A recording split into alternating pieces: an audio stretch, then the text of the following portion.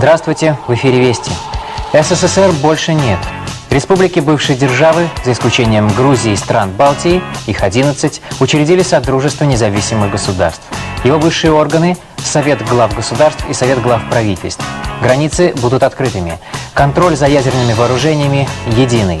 Структура и главнокомандование вооруженных сил сохраняются в прежнем виде до 30 декабря, до следующей встречи лидеров в Минске. Главнокомандующий маршал Шапошников. Кресло в Совете Безопасности ООН вместо СССР занимает Россия. Статуса гражданин Содружества, вероятно, не будет.